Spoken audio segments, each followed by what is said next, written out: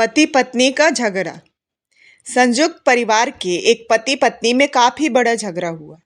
यह झगड़ा उन छोटे मोटे झगड़ों से ज्यादा गंभीर था जो हर पति पत्नी में समानता होता है, क्योंकि इस झगड़े में एक दूसरे की आलोचना करते करते बात इतनी बिगड़ गई थी कि पति पत्नी एक दूसरे से अब तलाक तक मांगने लगे थे। संयुक्त परिवार के बाकी के सभी लोग बहुत परेशान हो गए और वह सब किसी तरह इन दोनों को समझाकर इस झगड़े का अंत करना चाहते थे। जब सभी के प्रयास काम नहीं आए तो वे लोग पति पत्नी के इस जोड़े को घर के सबसे बुजुर्ग सदस्य यानी कि दादाजी के पास लेकर गए। जब दोनों पति पत्नी दादाजी के कमरे में प्रवेश किए तो दादाजी ने उन दोनों को बैठने के लिए कहा और फिर पूछा कि बताओ तुम्हारी समस्या क्या है। दोनों पति पत्नी एक साथ बोल पड़े और एक दूसरे पर आलोचनाओं की झड़ी लगा दी। जितनी कमियां पत्नी अपने पति में गिना रही थी, उससे ज्यादा कमियां पति भी अपनी पत्नी में गिना रहा था और कई मिनटों तक यह सिलसिला चलता रहा। दादाजी ने भी इन दोनों को नहीं रोका और इनको अपना अपना गुस्सा एक दूसरे पर उतारने दिया। आखिर में जब दोनों एक दूसरे की बुराइयां करके थक गए और शांत हो गए, तब दादाजी ने उन दोनों से कहा कि अब दोनों एक दूसरे की कुछ अच्छाइयां बताओ। जब अच्छाइयां बताने का समय आया तब दोनों ही पति और पत्नी एकदम से चुप हो गए।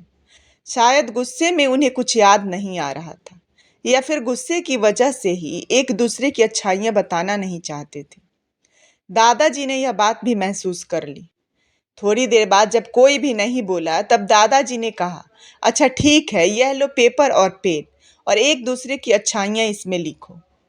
पति पत्नी दोनों ने ही पेपर और पेन लिया और एक दूसरे से काफी दूर जाकर बैठ गए।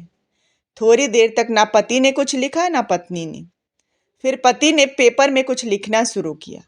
उसे देखकर पत्नी ने भी अपने पेपर में लिखना शुरू किया। ऐसा लग रहा था जैसे दोनों एक दूसरे से कंपटीशन कर रहे हों। काफी समय तक दोनों ने पेपर में लिखा और जब पेपर लिखावट से भर गया तब दोनों ही अपना अपना पेपर लेकर दादाजी के पास उन्हें देने के लिए गए। दादाजी ने उन दोनों के ही पेपर लेने से मना कर दिया और कहा कि अपने अपने पेपर एक दूसरे को दे दो और अब एक दूसरे के पेपर पढ़ो। पति ने पत्नी को और पत्नी ने पति को अपना पेपर दे दिया। वे एक दूसरे के पेपर पढ़ने लगे। थोड़ी देर बाद पति और पत्नी दोनों के ही आंखों में आंसू थे। पेपर में अपने बारे में लिखी अच्छाइयां पढ़कर पत्नी तो फूट फूट कर रोने लगी।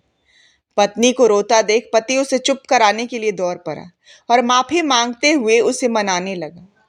पत्नी ने भी पति की माफी मांगी और माहौल ऐसा हो गया कि जैसे कभी कोई झगड़ा हुआ ही नहीं था।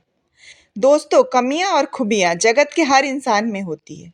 अब हमारे ऊपर होता है कि हम कमियां देखकर अपने जीवन को नर्क बना लें या खूबियां देखकर अपने जीवन को स्वर्ग बना दें। Thanks for watching.